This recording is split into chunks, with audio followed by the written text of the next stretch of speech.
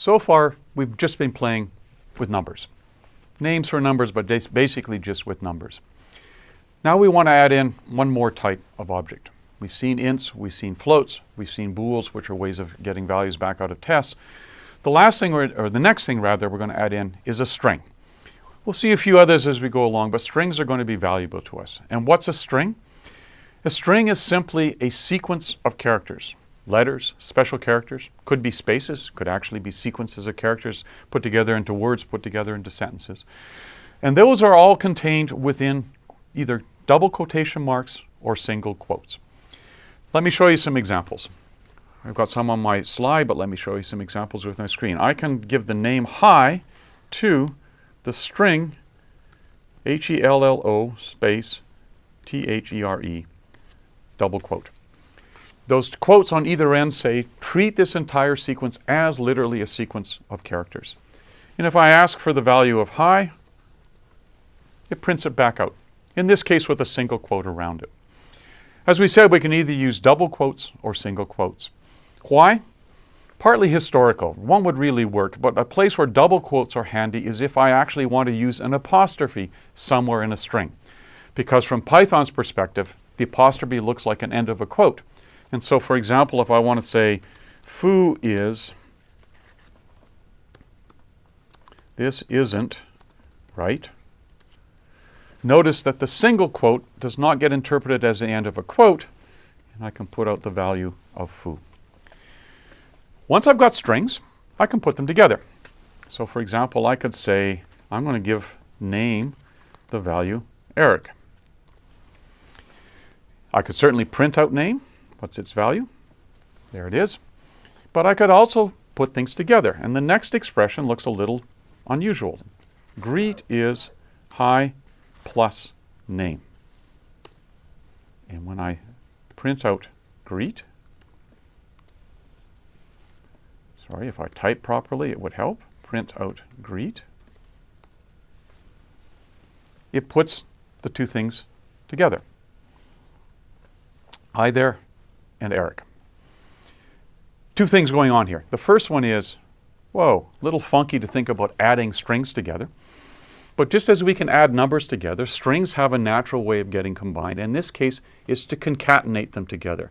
To literally take the first string, glue the second string onto the end, that creates a new string, and I can print it out. But if you look at my computer monitor, it didn't quite do what I wanted. It said, hello, Theric. I have no idea who Theric is. I'd really like to have it say, hello there, Eric. And so I can get that by adding in a little blank space. And so if I type in greeting as hi plus a space plus name, then the value of greeting is what I wanted. Hello there, Eric. Really nice.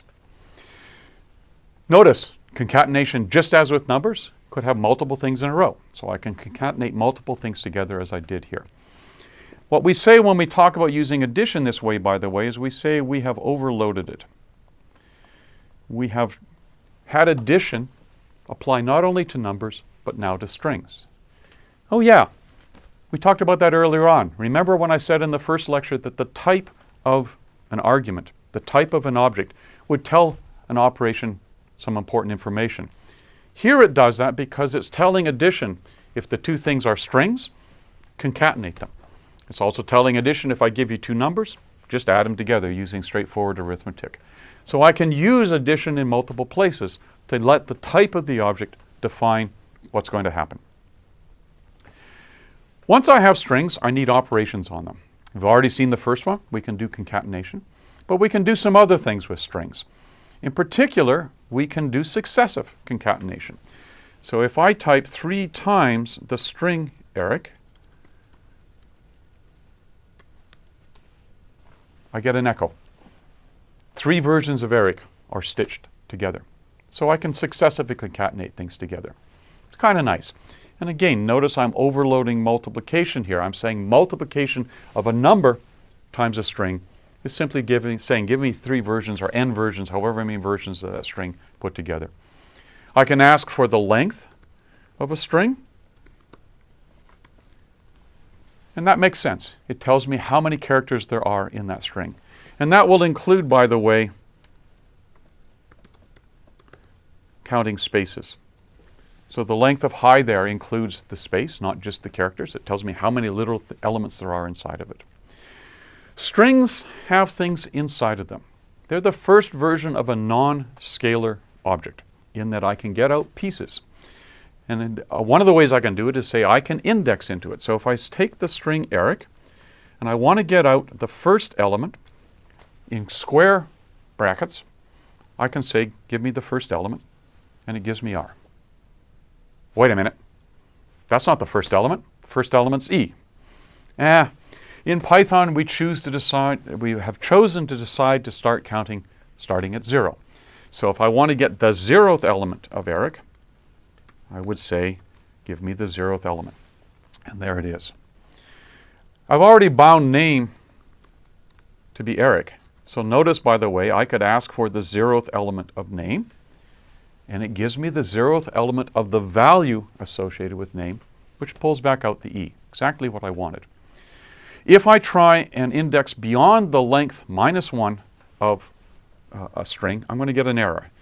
And that's because I start at 0. So even though this is of length 4, if I take the string Eric and I ask what's the 4th element, he gives me an error, something called an index error that says you tried to go too far outside of it. One last thing about strings. I can certainly get a single element out. I might want to get a chunk out of it.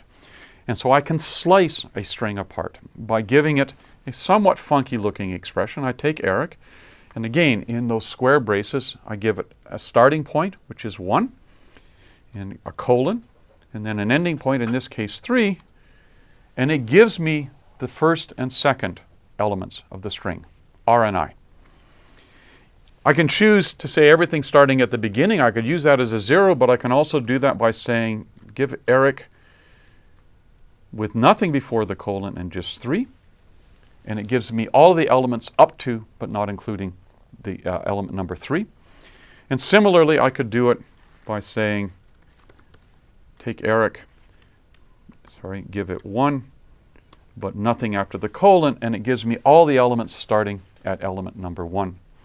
And if I just want to make a copy of the whole thing, I can say open square brace, colon, close square brace, and it gives me literally a copy, not the original, but a copy of this entire string.